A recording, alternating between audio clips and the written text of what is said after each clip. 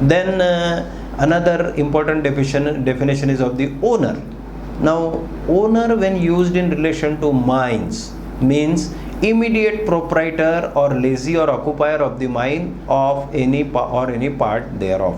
मतलब जो डायरेक्ट वहाँ कार्य कर रहा है, उस माइनिंग का कार्य वहाँ पर कर रहा है, या जिसके नाम से लीज है या ऑक्यूपायर है. अब ये ऑक्यूपायर वाला अगर आप बोलेंगे तो ये कभी कभी ऐसी सिचुएशन आती हैं कि कोई माइनिंग लीज उन्हें पहले से मिली हुई है और वो लीज को उन्होंने रिन्यूअल के लिए डाला हुआ है, लेकिन अभी रिन्यू नहीं हुई है, लेकिन उनको स्टे आया हुआ है, वो कार्य कंटिन्यू कर रहे हैं. ऐसी बहुत सारी सिचुएशन आई.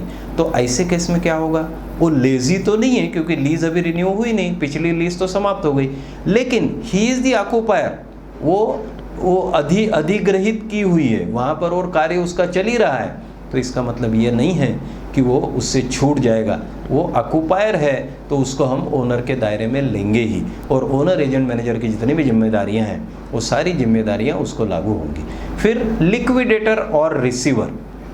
अब लिक्विडेटर और रिसीवर का अर्थ होता है जो उस खनन कार्य में पैसा लगा रहा है, फाइनेंस जो कर रहा है, and who is monetarily involve in that, और हु इज़ ए रिसीवर, या फिर कभी कभी हो सकता है कि उसकी वो ज़मीन होगी, लीज होगी, और वो प्रॉफिट 25% का प्रॉफिट वाला ओनर होगा, तो उसे उसमें से पैसा मिल रहा है, तो he will be considered as owner and he will have to observe all the responsibilities of the owner as far as definition under the mines act is concern.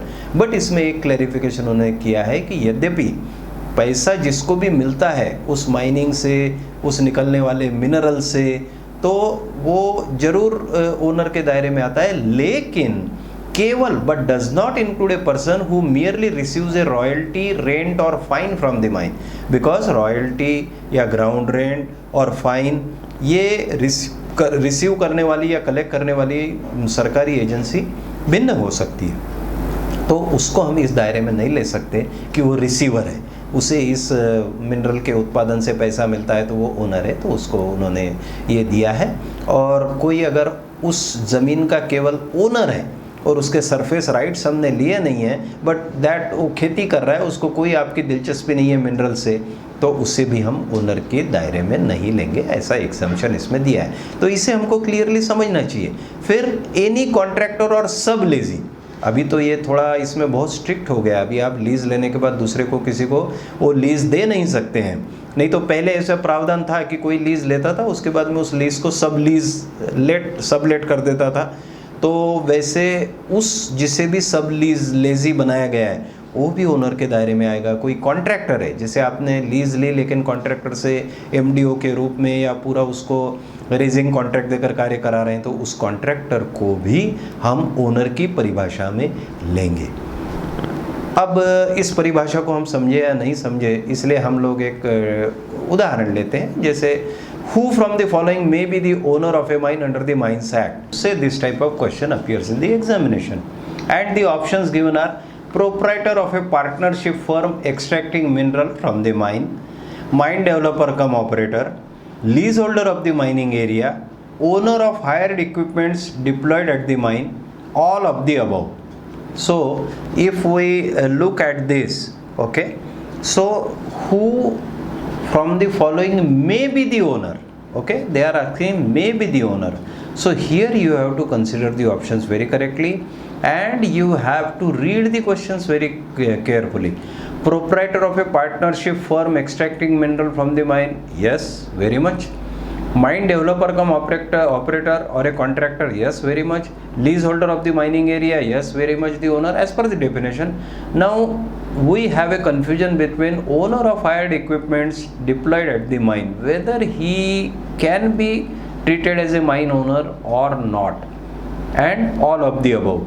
So here what we find is they are asking who from the following may be the owner of a mine, and we find that 1, 2, 3 all are owner of the mine. So it is likely that owner of hired equipment can also may be the owner of the mine. So all of the above should be our options that we will be checking. Then one more section. Now since we are discussing about the definition of owner, one more section we need to understand carefully, that is section 76. It is regarding nominated owner. So as per the section 76, this section empowers a firm or an association of persons or a joint stock company to nominate any of its partners, members or directors respectively, or managers to assume the responsibility of the owner of the mine. Because in case of a partnership firm or a big public sector company, there could be so many directors in the company, and the owner as such, one who is the chairman cum managing director, and that way he is the owner. So he could have several other things to look after. So he may not be in a position to give full time and full attention to the workings of the mine, etc. So this section 75, in such case, since it will be very difficult if more than one owner are there, so it will be very difficult to ask each person for any particular work, and it won't be very convenient for the operations and day-to-day operations and all other things, and for issuing instructions also, because all persons may issue instructions differently. So that way it is always advisable to have a single person responsible. So this section 76, so it empowers a firm or association of persons or a joint stock company to nominate any of its partners, members or directors or managers to assume the responsibility of the owner of the mine. The only condition here given is the nominated person must be a resident of India, that is very important, and must either be actually in charge of the management or hold the largest number of shares in such firm, association or company. This has been added over here. Now in this case we need to understand one important thing about the resident of India. Why he should be resident of India? Because you see, in some of the incidents, some of the cases, if the nominated person is a foreigner, and that foreigner is not a resident of India, and he doesn't stay here for more than 6 months or so, so it will be difficult to call him or examine him in case of any disaster, etc. takes place. So that could be one of the things, so that needs to be taken care of. Then in large companies, as you know, all persons on the board of directors, they do not look after the day-to-day management of the company, and such person should not be held guilty of contravening any provisions of the law. If you treat all the directors equivalent to be the owners, though he may be a director of finance or director of personnel or some other director commercial looking after the dispatch of the ore and etc., and who is not directly connected with the affairs, actual mining operations and all that. So therefore the Act has made this provision for nominating an owner who can even be a manager of the firm or association of the company. Now for example, if on this there is a question, who amongst the following may be nominated as owner? Partner of a partnership firm, director of a limited company, member of an association running the mining business. At times the local bodies, they also form an association, and they are also given some small leases to work with. So yes, member of an association, manager of the mine. So here also we can opt for all of these, because yes, all of these seem to be the owners. Another important definition is reportable injury. So what is reportable injury? Other than serious bodily injury and forced absence from work for a period of 72 hours or more. So a question can become wherein they may ask 48 hours, they may ask 96 hours, so we have to be careful that 72 hours or more. Then serious bodily injury also, there can be a question, but we need to be very careful about it. And in that case what we will do is, serious bodily injury, the definition reads permanent loss of any part of or section of the body. Yes, अगर किसी का हाथ cut जाए, पैर cut जाए, तो वो बोला है permanent loss of use of any part और सेक्शन ऑफ बॉडी. बहरापन आ जाए या अंधापन आ जाए, देन परमानेंट लॉस ऑफ और इंजुरी टू द साइट और हियरिंग, यस दिया है उन्होंने. देन परमानेंट फिजिकल इनकेपेसिटी, अगर वो हमेशा के लिए कोई चीज़ वस्तु उठाने में असमर्थ हो जाए, पैर चलने में असमर्थ हो जाए। फ्रैक्चर ऑफ बोन और वन और मोर जॉइंट्स इंक्लूडिंग फलांजेस, तो फ्रैक्चर अगर हुआ है किसी भी हड्डी का, हड्डी की अगर टूट है तो उस हड्डी के टूट के केस में भी उसे हमें सीरियस बॉडीली इंजरी माननी है, ऐसा करके यहाँ दिया हुआ है। तो इसमें भी कभी कभी एक आध प्रश्न ये आ सकता है कि which of the following may be considered as a serious bodily injury. So they may a few options, they may give a few options. They may give an option that the sixth finger of the person has been cut or amputated. मतलब उसे 6 उंगलियां थी और 6वीं उंगली उसकी टूट गई, तो 5 उंगलियां तो शाबित है उसकी, तो क्या ये सीरियस इंजरी होगी? फिर ये एक सवाल ये भी पूछा जा सकता है कि कोई बकेट वकेट कहीं उसके दांतों में लग गई और उसके फ्रंट के 2 दांत टूट गए, so he lost 2 teeth, front teeth, तो क्या वो सीरियस बॉडीली इंजरी है? इस प्रकार का प्रश्न आ सकता है। देन फ्रैक्चर तो है तो उसमें तो डेफिनेशन में दिया ही हुआ है। या कोई ये प्रश्न आ सकता है कि उसे अगर स्लिप डिस्क हो गई, और स्लिप डिस्क होने से, या हर्निएटेड डिस्क उसको बोलते हैं, अगर हर्निएटेड डिस्क हो गई due to while lifting heavy load in the mine workshop, so can it be treated as a serious bodily injury? अगर डॉक्टर ये कहते हैं कि ये परमानेंटली अभी कोई हेवी चीज़ उठा नहीं सकेगा, तो that is a permanent incapacity. So that way you will have two way the options and right the correct option. लेकिन लॉस ऑफ टीथ जो है, इसको तो निश्चित रूप से हम नहीं लेते हैं और उसको हम सीरियस बॉडीली इंजरी की परिभाषा में नहीं माना जाता है। सेक्शन नंबर 3 बहुत इम्पॉर्टेंट है, act not to apply in certain cases. अब ये जो हमने अभी देखा कि पर्सन्स एम्प्लॉयड इन माइंस या ओनर, एजेंट, मैनेजर की डेफिनेशन, तो ये सारी चीज़ें हमने इसी दृष्टि से देखी कि एक्ट और कानून के प्रावधान हमको लागू करने हैं या नहीं। सिमिलरली सेक्शन 3 बोलता है कि एक्ट के जो प्रावधान हैं वो किस परिस्थिति में लागू नहीं होंगे।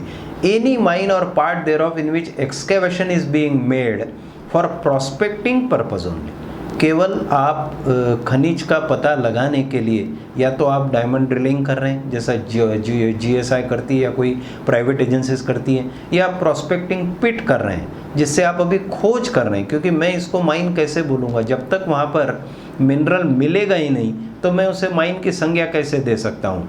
तो ऐसे केस में उसे माइन के दायरे में नहीं लिया जाएगा और उसको एक्ट के प्रावधान लागू नहीं होंगे। लेकिन उसकी भी शर्त है। शर्त क्या है? उसमें 20% से अधिक, not more than 20% are employed, 20 से अधिक लोगों को लगाना नहीं है, और जो आपने प्रोस्पेक्टिंग पिट या जो भी किया है उसका excavation measured from the highest to the lowest point nowhere shall exceed 6 meter, 6 meter से अधिक वो नहीं होना चाहिए। और दूसरा ऐसा है कि उसका कोई भी पार्ट ज़मीन के भूतल के अंदर नहीं जाए, जिसे सुपर जेसेंट ग्राउंड कहते हैं, किसी भी प्रकार की अंडर कटिंग नहीं होनी चाहिए। अगर अंडर कटिंग हो गई तो आप समझ लीजिए उसे माइन का या उसे माइंस एक्ट का दायरा लागू हो जाएगा। तो ये कुछ प्रावधान है और उसमें भी कुछ छूट दी हुई है, जैसे 20 लोगों का उसमें बोला था। अभी कई बार क्या होता है, जो स्टोन क्वेरीज वगैरह होती हैं जो बड़े लिमिटेड समय के लिए चलती हैं, जहाँ से वो कंस्ट्रक्शन के लिए लगने वाली गिट्टी उत्पन्न करते हैं, सो उसके लिए इसमें क्लियर लिखा हुआ है सेक्शन 3 में, any mine engaged in the extraction of kankar, murrum, laterite, boulder, gravel, shingle, ordinary sand, building stone, road, metal, earth, fuller's earth, जो मुल्ताई मिट्टी विट्टी होती हैं, लाइमस्टोन वगैरह होता है, तो उसके लिए अगर वो भी माइंस एक्ट के दायरे में नहीं आ सकता है, प्रोवाइडेड दैट, उसकी भी एक कारण है, उसकी भी शर्त है, the working do not extend below superjacent ground, that is one condition, किसी भी प्रकार से अंडर कटिंग नहीं होनी चाहिए। एंड अगर वो ओपन कास्ट वर्किंग है तो depth of the excavation nowhere exceed 6 meters and number of persons employed does not exceed 50 and most important is बारूद का इस्तेमाल नहीं होता, एक्सप्लोजिव्स आर नॉट यूज्ड। अगर वो लाइमस्टोन की माइन भी है और वो सुपरजेसेंट ग्राउंड के नीचे नहीं है, 6 मीटर से अधिक नहीं है और वहाँ 50 से अधिक व्यक्ति काम नहीं करते और बारूद इस्तेमाल नहीं होता, तो उससे भी माइंस एक्ट के प्रावधान लागू नहीं होंगे सेक्शन 3 के मुताबिक। अब इसको अगर समझने के लिए हम एक आधा एग्जाम्पल लें, the mines act may not apply to a mine, इस टाइप का प्रश्न आ सकता है। Where more than 20 persons are employed on any one day, excavation extends below superjacent ground and height of excavation from highest to lowest point is 5 metre and all of the above. तो इसमें हम कौन सा देखेंगे, 20 से अधिक लोग हैं तो एक्ट तो अप्लाई होगा। एक्सकैवेशन अंडरग्राउंड में जा रहा है, सुपरजेसेंट ग्राउंड में तो लागू होगा। स्मॉल डायमीटर एक्सप्लोजिव भी यूज़ कर रहे हो, कभी कभी यूज़ कर रहे हो तो भी माइंस एक्ट लागू होगा। 5 मीटर वाला बोल सकते हैं क्योंकि उसमें उन्होंने दिया है 6 मीटर की प्रावधान दी हुई है। तो इस टाइप का हमको ये थोड़ा सा ध्यान रखना पड़ेगा। सेक्शन 7 माइंस एक्ट का और एक इम्पॉर्टेंट सेक्शन है जिसमें पावर्स ऑफ इंस्पेक्टर दी हुई है। ये पावर्स ऑफ इंस्पेक्टर हमें जानना जरूरी है क्योंकि हमें इंस्पेक्टर आने के बाद में उसकी क्या पावर्स है और वो हमारे लिए क्या क्या कर सकता है वो हमें जानना एज ए मैनेजर अत्यंत अनिवार्य है। वो एग्जामिनेशन कर सकता है, इंक्वायरी भी कर सकता है, ये जानने के लिए कि क्या एक्ट, रूल्स, रेगुलेशन, बायलॉज के प्रावधान आपकी माइंस में लागू हो रहे हैं अथवा नहीं हो रहे। ये जानने के लिए आपकी माइंस का एग्जामिनेशन करना या रिकॉर्ड का एग्जामिनेशन करना, इंक्वायरी करना, उनको पावर है। Inspect and examine any mine और एनी पार्ट देयर ऑफ, वो कर सकते हैं, निरीक्षण कर सकते हैं, कभी भी कर सकते हैं, दिन में कर सकते हैं, रात में भी कर सकते हैं। और examine into and make inquiry all matters things connected with or relating to the health, safety and welfare of the persons and take whether on the precincts of the mine or elsewhere statements of any person। बयान भी ले सकते हैं, ये inspector के powers हैं। And if he has reason to believe, वो ये भी कर सकते हैं, क्या बोलते हैं उसको, search any place and take position. वो मतलब जांच पड़ताल भी कर सकते हैं और छानबीन भी कर सकते हैं, खोज भी कर सकते हैं। उसको आप बोल सकते हैं मेरे को खोल के दिखाइए, आप ये रो इसका ताला है तो भी तो खोल के दिखाइए, मैं देखना चाहता हूँ, आपको उनको अलाउ करना पड़ेगा। तो ये सेक्शन 7 के अंदर प्रावधान है। सेक्शन 12 कमिटी के ऊपर है। ये इस पर भी बहुत सारे प्रश्न आते हैं। जो सामान्यतः जो प्रश्न आते हैं वो मेंबर्स से रिलेटेड होते हैं। अभी सेक्शन 12 कमिटीज़ जो है, इट सेज क्या क्या रहेंगे, कमिटी में कौन कौन मेंबर्स रहेंगे। A person in the service of the government not being the chief inspector और an inspector appointed by the central government to act as chairman. तो चेयरमैन के रूप में एक ऐसा व्यक्ति रहेगा कमिटी में जो सरकार की मतलब सर्विस में है, नौकरी में है, और जो चीफ इंस्पेक्टर अथवा इंस्पेक्टर नहीं है और जिसे केंद्र सरकार ने नियुक्त किया है, तो वो कमेटी का चेयरमैन रहेगा। Chief inspector of the mines जो डीजीएमएस होते हैं वो भी वो रहेंगे उस कमेटी के मेंबर में। फिर 2 पर्सन्स जो रहेंगे वो interest of miners. Interest of miners का अर्थ ये होता है कि जो रिकॉग्नाइज्ड यूनियन होती हैं उस रिकॉग्नाइज्ड यूनियन से 2 प्रतिनिधि ऐसे रहेंगे जो खान कर्मियों के इंटरेस्ट, खान कर्मियों की जो भलाई बोलिए, कुछ भी बोलिए, उसके देखने के लिए, उनका प्रतिनिधित्व करने के लिए वो लोग रहेंगे और उनकी नियुक्ति भी केंद्र सरकार द्वारा ही की जाएगी। 2 पर्सन्स उसी प्रकार 2 लोग ऐसे भी रहेंगे जो खान मालिक के इंटरेस्ट को प्रोटेक्ट करेंगे और उन्हें भी केंद्र सरकार ही नियुक्त करेगी। और 2 क्वालिफाइड माइनिंग इंजीनियर्स रहेंगे जो not directly employed in mining industry है but appointed by the central government है। तो डायरेक्टली क्वालिफाइड माइनिंग इंजीनियर है, डायरेक्टली माइनिंग के कार्य में नहीं है, मतलब वो रिसर्च में हो सकते हैं, किसी कॉलेज में प्रोफेसर हो सकते हैं। तो इस प्रकार अगर हम देखेंगे तो चेयरमैन एक होते हैं और डीजीएमएस होते हैं, ये 2 लोग होते हैं, और 2 माइनर के रिप्रेजेंटेटिव, 2 ओनर के रिप्रेजेंटेटिव, और 2 जो होते हैं वो क्वालिफाइड माइनिंग इंजीनियर्स होते हैं। तो इस तरह 6 और 2 8 होते हैं। और उसमें एक और प्रावधान दिया है कि अगर कोल माइंस से रिलेटेड किसी काम की वो कमिटी है तो उसमें कोल माइंस के प्रतिनिधि, यूनियन के प्रतिनिधि रहेंगे, और अन्य माइंस है, मेटलीफेरस माइंस है तो मेटलीफेरस माइंस है। तो इस तरह ये कमेटी का उन्होंने फंक्शन ये दिया हुआ है, गठन दिया है, कैसी कमेटी गठित होती है। तो section 13 is regarding the functions of the committee. ये भी बहुत इंपॉर्टेंट है कि समिति जो कमेटी है उसके कार्य क्या हैं। तो तो रूल्स एंड रेगुलेशंस बनाना एक्ट के अंतर्गत, जो केंद्र सरकार जो बोलते हैं central government is empowered to make rules and regulations, तो केंद्र सरकार कौन है, केंद्र सरकार क्या बनाने वाली है, तो उनके प्रतिनिधि के रूप में कमिटी जो रहेगी वो रूल्स एंड रेगुलेशंस बनाने में पूरा योगदान देगी।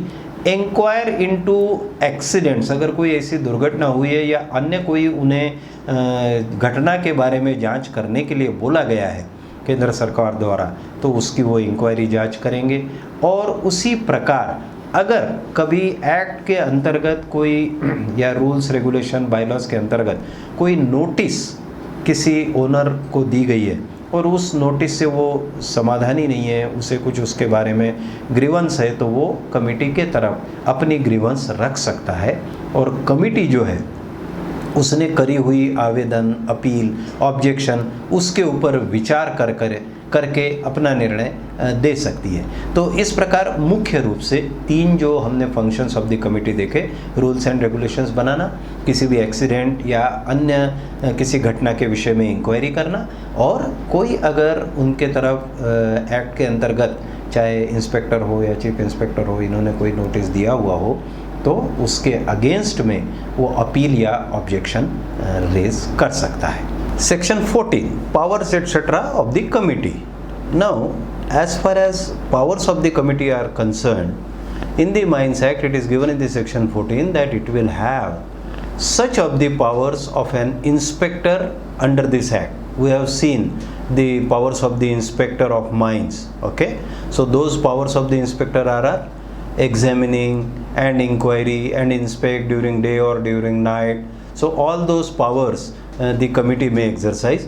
And another provision under this act is shall have the same powers as are vested in a court under the code of civil procedures. There are 2 procedures, one is criminal procedures, another is civil procedures. So they are vested with the powers of a code of under the code of civil procedures 1908, because this type of question has appeared in the previous examination.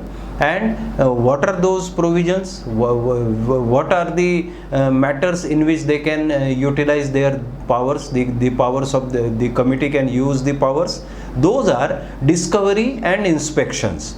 If they want to find out something because they are interested with the inquiry, तो जांच करनी है तो उन्हें कुछ चीज़ें तो खोजनी पड़ेगी ना, तो खोजने का अधिकार उनको है, निरीक्षण करने का, इंस्पेक्शन करने का अधिकार है।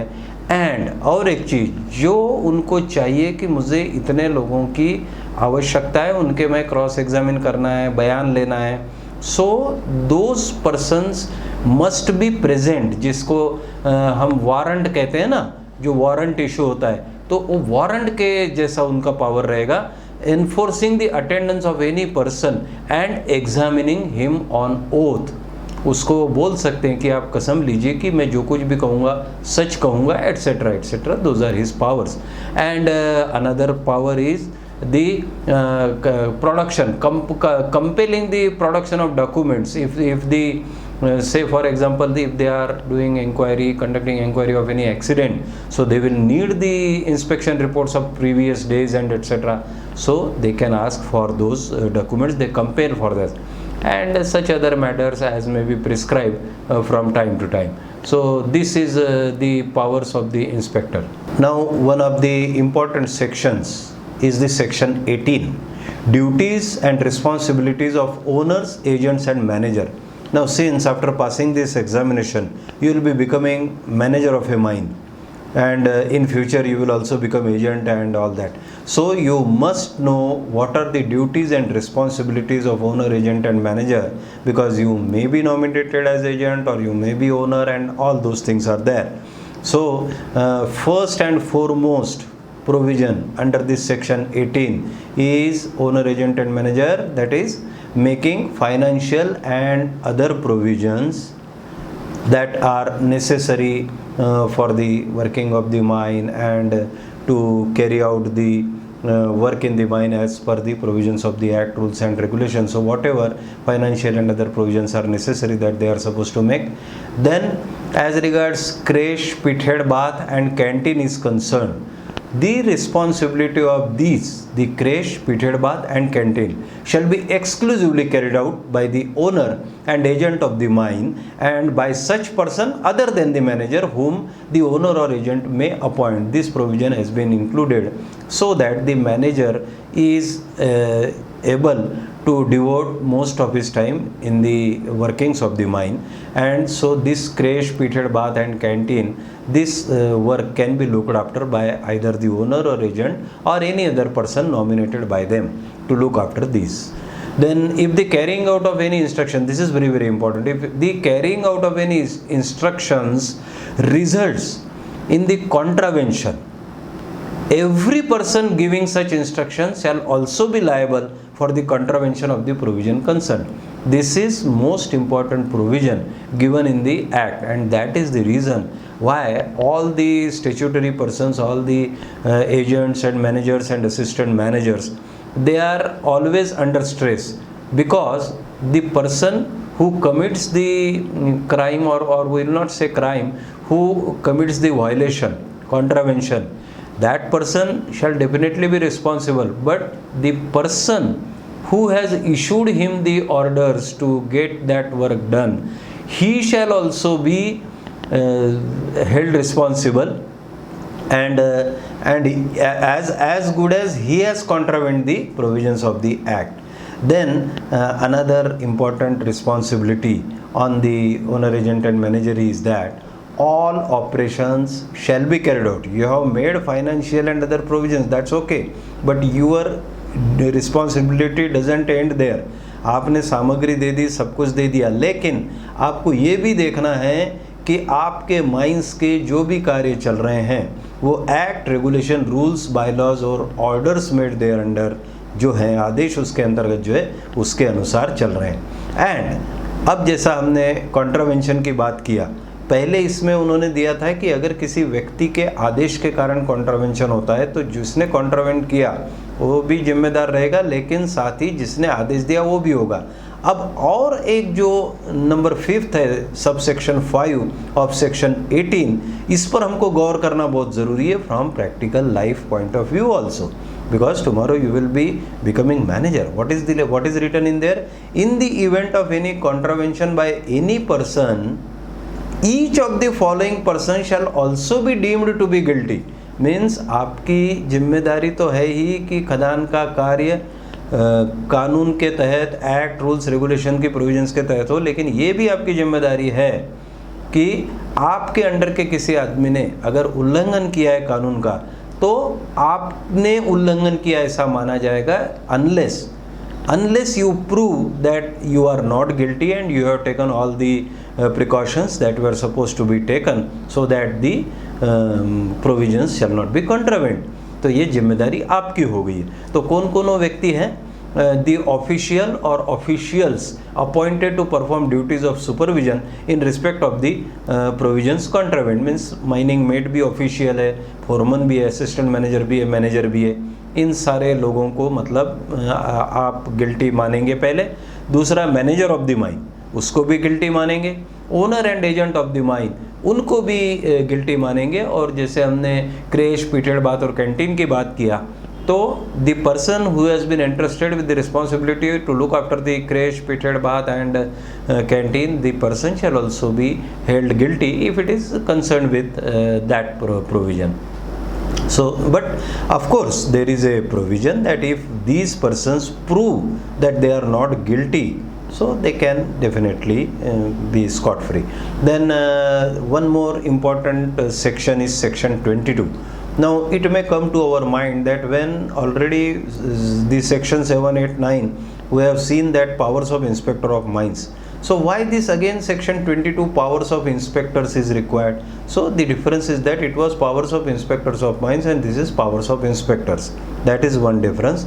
And another major difference is that in this section 22, that if, by the way, there is no express provision is made. Express provision means there is no provision of getting the work done in a particular manner under this act or rules and regulations and all that, but means there is no contravention of the regulations, rules and act because that thing has not at all been mentioned over here, but still it appears to the chief inspector or an inspector, right?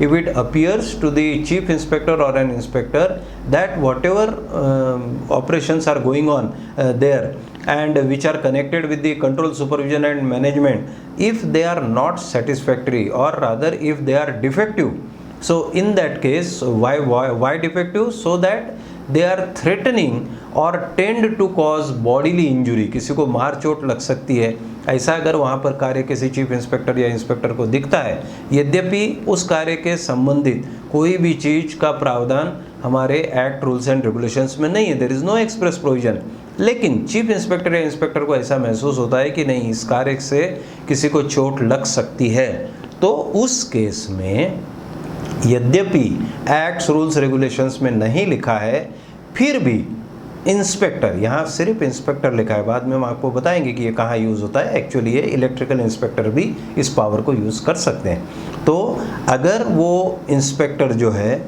उसको ऐसा महसूस होता है कि यहाँ पर जो कार्य हो रहा है इससे चोट लग सकती है, तो इसमें कुछ सुधार किया जाए, तो सफिशिएंट जितना भी आवश्यक समय है उतना समय दे करके ओनर, एजेंट, मैनेजर को इंस्पेक्टर बोल सकता है कि आप इसे ठीक कर लीजिए।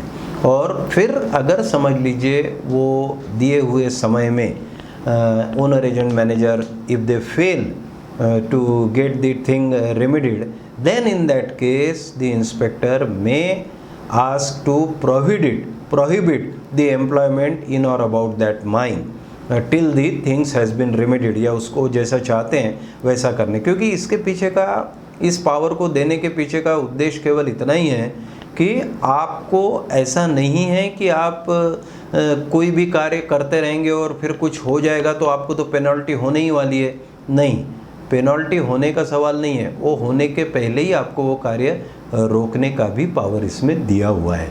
अब इसमें और एक बात ऐसी आती है कि सेक्शन 22 में ये भी लिखा है कि जैसे प्रोडक्शन के लिए अंडरग्राउंड माइंस में खास करके कोई अगर एक्सट्रैक्शन या रिडक्शन ऑफ पिलर्स का काम चल रहा है, अब कई बार क्या होता है कि हम लोग जब खास करके अंडरग्राउंड के लिए या ओपन कास्ट के लिए कुछ प्रोविज़न हम लेते हैं और परमिशन हमको दी जाती है कि आप इस जगह में माइनिंग कर सकते हैं, तो वो परमिशन मिलने के बाद हम परमिटेड एरिया में ही कार्य कर रहे हैं और जैसी हमको परमिशन दी गई है उसके मुताबिक ही कार्य कर रहे हैं, लेकिन फिर भी अगर इंस्पेक्टर को ऐसा महसूस हो कार्य के दौरान जब भी वो इंस्पेक्शन में जाएंगे कि this particular reduction of pillar और extraction of pillar is likely to cause any crushing of pillars, means load आजू बाजू के पिलर पर बढ़ जाएगा, या अदरवाइज एंडेंजर द माइन और द लाइफ और safety of the persons, adequate provision against the outbreak of fire or flooding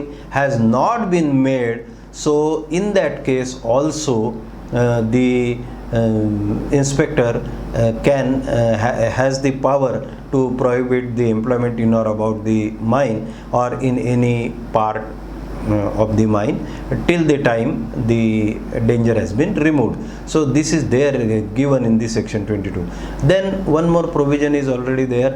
अगर आप इंस्पेक्टर के इस पावर के कारण, इस पावर के इस्तेमाल करने के कारण किसी की अगर एम्प्लॉयमेंट को नुकसान पहुंचता है, तो वो चूँकि उस कामगार की कोई उसमें गलती नहीं है, इसलिए उस कामगार को पूरा वेतन दिया जाएगा। He will be entitled to payment of full wages, otherwise there is one more scope that owner, agent, manager may give them alternate employment, वो भी उसको वो दे सकते हैं। अब एक सेक्शन 22A है। सेक्शन 22 में तो हमने देखा कि अगर माइंस एक्ट में कोई प्रावधान नहीं है और फिर भी अगर समझ लीजिए वो इंस्पेक्टर को ऐसा लगता है कि यहाँ पर कार्य करना खतरनाक है, तो वो उनको बोल सकता है, नोटिस दे सकता है ओनर, एजेंट, मैनेजर को, इतने दिन में आप इसको ठीक कर लीजिए।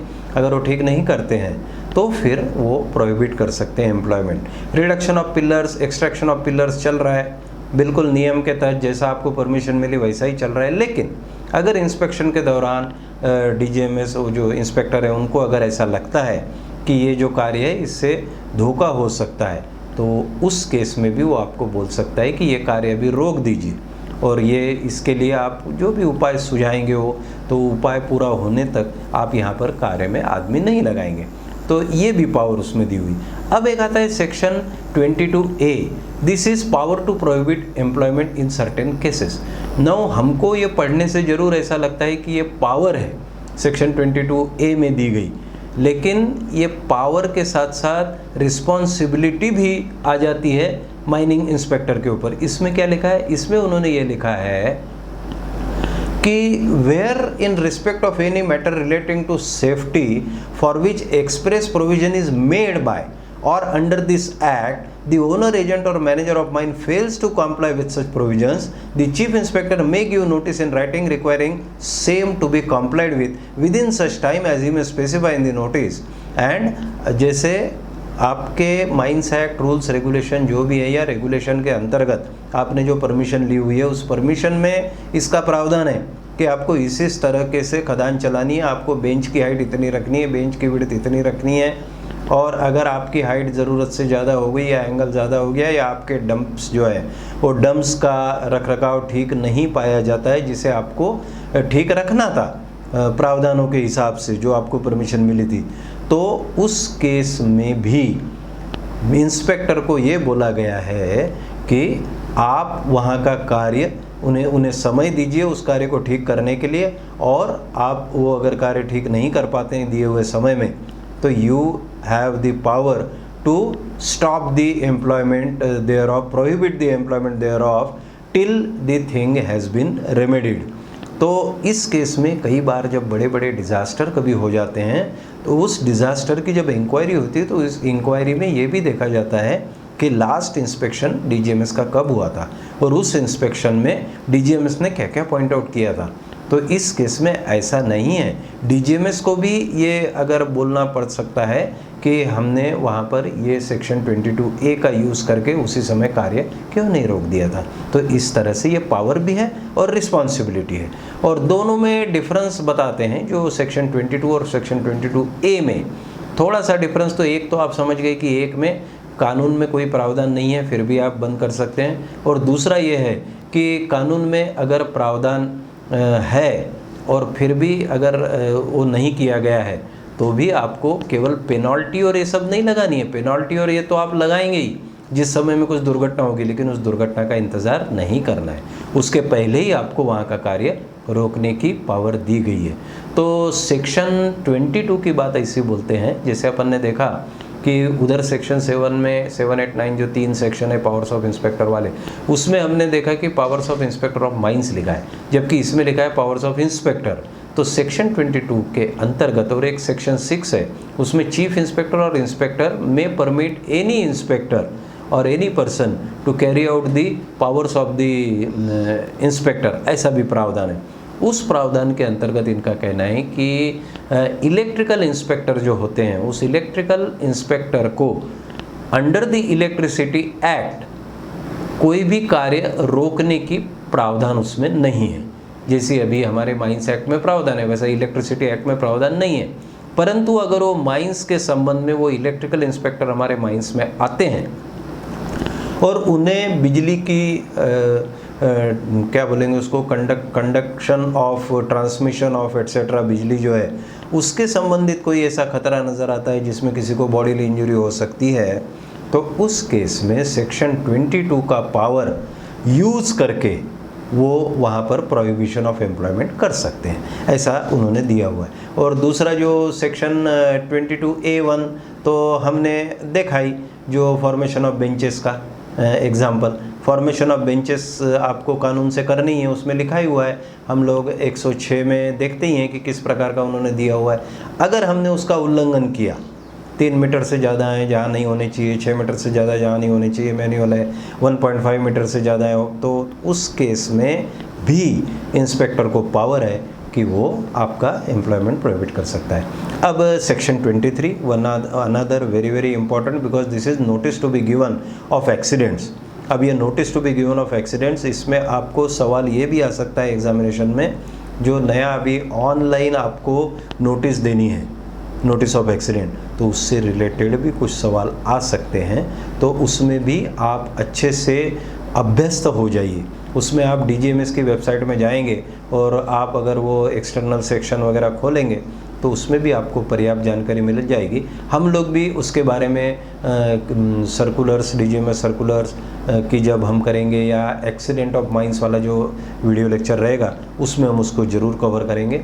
अब notice to be given of accident under section 23 में ये बोला गया है कि जब भी whenever there occurs in और about a mine an accident causing loss of life और सीरियस बॉडीली इंजुरी, ठीक है, अगर कभी किसी का फेटल एक्सीडेंट होता है तो और अथवा सीरियस बॉडीली इंजरी, हमने सीरियस बॉडीली इंजरी की डेफिनेशन ऑलरेडी देख ली है, और अथवा एक्सप्लोजन होता है, इग्निशन होता है, स्पॉन्टेनियस हीटिंग होती है, आउटब्रेक ऑफ फायर होता है, और इरप्शन और इनरश ऑफ वाटर और अदर लिक्विड मैटर होता है तब भी, या कहीं पर इन्फ्लेमेबल गैस या नॉशियस गैस, खास करके भूमिगत खानों में ये दिक्कत आती है, तो वहाँ पर अगर इन्फ्लेमेबल गैस या नॉशियस गैस आती है तो भी, या कोई भी रोप जो यूज़ कर रहे हैं आप, उसके रोप, चेन, गियर, मतलब जिससे पर्सन्स और मटेरियल आर लोअर्ड और रेज्ड, जैसे अंडरग्राउंड में कोई शाफ्ट जो होता है, वर्टिकल शाफ्ट उस या इंक्लाइन शाफ्ट, तो उससे अगर लोग आना जाना करते हैं या मटेरियल आना जाना करते हैं तो उसका रोप कभी टूट जाए या कोई उसका गियर अंदर का कुछ ब्रेकेज हो जाए तो भी आपको नोटिस ऑफ एक्सीडेंट देनी है अंडर सेक्शन 23। फिर अगर कभी ओवर वाइंडिंग हो जाती है, ओवर वाइंडिंग में अगर समझ लो चाहे उसमें वर्कर्स आदमी आना जाना कर रहे हो, पर्सन्स आर ट्रेवलिंग और मटेरियल इज बीइंग रेज्ड और lowered, so in that case also you have to give notice of accident under section 23। अगर कहीं किसी जगह प्रीमेच्योर कोलैप्स होता है वर्किंग का, मतलब जो वर्किंग हम कभी भी करते हैं या जो भी हम माइनिंग की पद्धति अमल में लाते हैं, उस माइनिंग की पद्धति के अमल लाने में हमको एक किसी भी जगह का, वर्किंग का एक स्टैंड अप टाइम हमको अनुमानित होता है कि ये इतने समय तक रहने ही वाला है और उसके बाद में हो सकता है वो गिर जाए, तो उसके पहले अगर वो झड़ जाता है, बगली झड़ जाती है, तो उसे प्रीमेच्योर कोलैप्स कहते हैं। तो ऐसा अगर प्रीमेच्योर कोलैप्स कभी होता है तब भी हमें नोटिस देना जरूरी है सेक्शन 23 के अंतर्गत। अब ये नोटिस कैसी देनी है? DGMS को तो भेजनी ही है। किसको किसको भेजनी है? हम जानते हैं किसको किसको भेजनी है ना, chief inspector, regional inspector, district magistrate, और अगर इलेक्ट्रिकल इंस्पेक्टर इलेक्ट्रिसिटी से है तो उस प्रकार का हमको, एक्सप्लोजिव से है तो एक्सप्लोजिव कंट्रोलर को भी हमको देनी है। अब इसमें अगर ये नोटिस तो देनी ही है, देने के अलावा उस नोटिस की एक कॉपी हमको स्पेशल नोटिस बोर्ड, जो आपका एक स्पेशल नोटिस बोर्ड बनाकर रखना पड़ेगा माइन ऑफिस के सामने, there we have to post one copy and that copy should be in a legible condition। उसको आप ये नहीं कह सकते मैंने लगा दिया था और किसी ने फाड़ दिया और ये कर दिया। It should be kept there for at least 14 days। इसके पीछे का तात्पर्य इतना ही है ना, हमारे मन में आ सकता है कि ये सब प्रावधान क्यों है।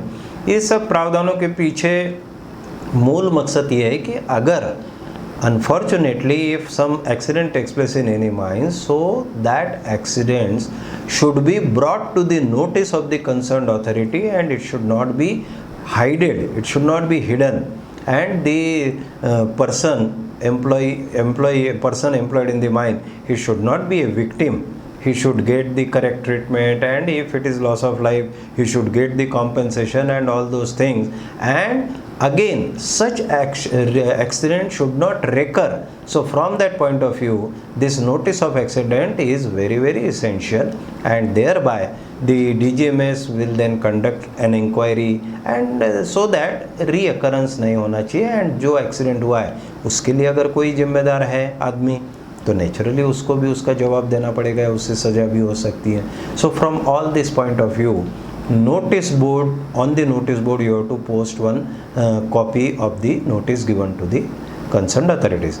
Now, as far as reportable injury is concerned, whenever there occurs in or about a mine an accident causing reportable injury to any person, the owner, agent or manager of the mine shall enter in a register such occurrence in the prescribed form, and copies of such entry shall be furnished to the chief inspector once in a quarter. So here also we at times find a question in the multiple choice questions, and that question is you know what is reportable injury, 72 hours or more enforced absence.